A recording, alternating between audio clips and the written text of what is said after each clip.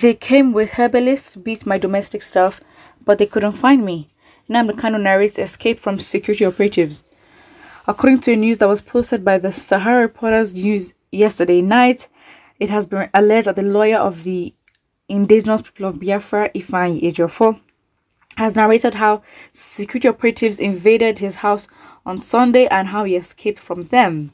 According to what he said, he made it known that he went to his house located in Benue State on Saturday to sleep after he attended a meeting with the Catholic Archbishop of Onitsha Diocese, and around 2:30 a.m. on Sunday morning, he was sleeping deeply when his house was invaded. As the barking of security dogs woke them up, when they again entered into his house, the security operatives started beating his domestic staff, including his personal aide Samuel Okoro, popularly known as Biggie, and asking for the room where he was sleeping, but his staff said he wasn't around. Due to that, Biggie was eventually shot, and the doctor who followed them injected him with a lethal substance, and he died immediately. Ifeanyi claimed that the security operatives also came with a herbalist, and it was the herbalist that was saying incantations and giving them directions of the room, because room he was in, but they could not get hold of him as they could not break all the bulletproof doors linking to the room he was hiding. Wow. He said at about 3:45 a.m. they were ordered to leave because they could not see him. As they dragged the dead body of Biggie into the booth of one of his cars and ordered his driver to give them the key, and when they got to Okacha filling station, they set his elder brother free and burnt his car and the corpse of his personal aide who was shot during the attack. Ifeanyi further claimed that it was an assassination attempt the security operatives wanted to carry out on him, but they failed because they could not break his security doors. Wow. I mean, for the fact that you have to have bulletproof doors in your house shows that, you know what, maybe you're not necessarily safe in the country that you're in, and that is very much an indication of, you know, how secure we are as a people. I mean, obviously, if you can afford it, you would get a bulletproof door or an iron door or whatever kind of door in your house in Nigeria. I mean, you're working for IPOP, so again, it should be no surprise that you are a target, and of course, it'll be wise to protect yourself and your surroundings. Let's look at the comment section. Someone says, foolish Igbos respond to all nonsense. If soldiers could not break a bulletproof door, the wall was also bulletproof. Okay, please. Someone says, the military has turned to terrorists under Buhari. Ejiofor, the god of Biafra, is with you. All right.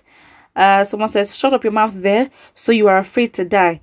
It's not necessarily being afraid to die. You have to be protective. You cannot be in a country like Nigeria being a target like that, working for IPOP, and not take caution. I mean, there's no excuse for ignorance in a country like Nigeria, because again, you have to understand the rules of the game. And him being a target, listen, if at the end of the day, if he has his mission and he has his aims that he wants to achieve before he dies, it's not necessarily being afraid of death, but of course, you know, knowing that bad guys are after him. You know what I mean?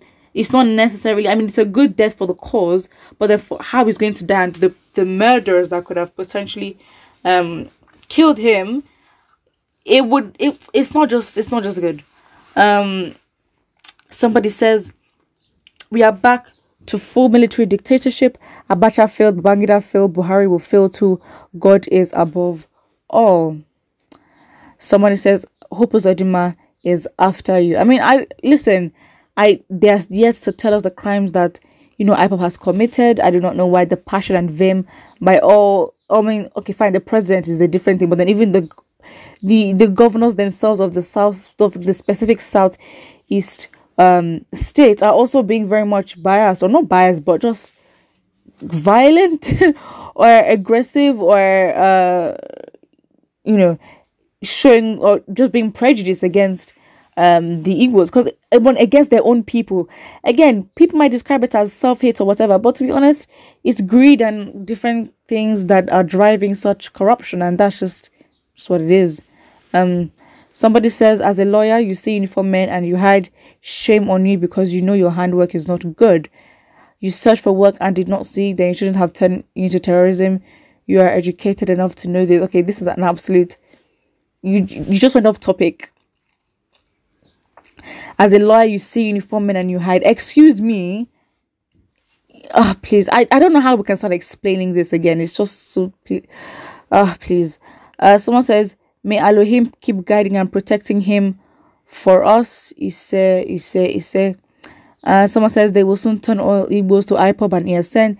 Then we will not only get Biafra, but we will take the game to Sokoto, the seat of the caliphate. If you like, continue killing innocent people until you turn everyone to a militant. All right. So the innocent Biggie has been sacrificed. None of your family members touched. I'm not sure if that makes sense, but of course, is the aide who suffered, who suffered the consequences of, this whole thing. And it's very sad, but again, you never really know. And in a country like Nigeria, I mean, the man himself, Nnamdi Kanu, is not in the country, so that should tell you a lot.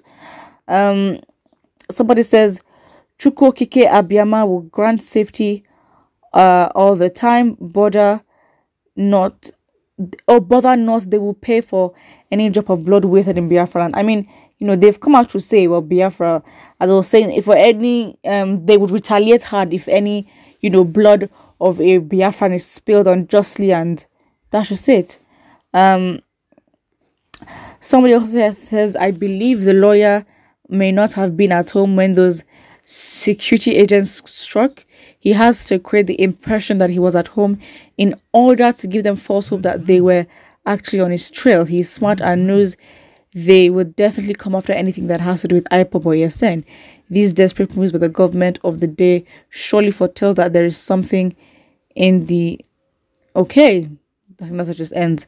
I mean, to be honest, whatever it is, we don't really care. I mean, not that we don't really care, but that's just going into detail of how things are working. The fact is that they should be safe. That's it. They should be safe and no lives are lost. That's basically the whole thing. But then again, it's like, you have to be careful. You're in Nigeria and you're working for IPOB. Not necessarily the best combo. Yeah, that's just it. To be honest, I just hope that they're safe. And things are definitely getting intense. I mean, this is the clear example. I mean, if these people are able to burn someone in a car, yeah, they're able to do worse things. And that's sad, but it is. Put what you think about this in the comment section below, and do not forget to like and subscribe.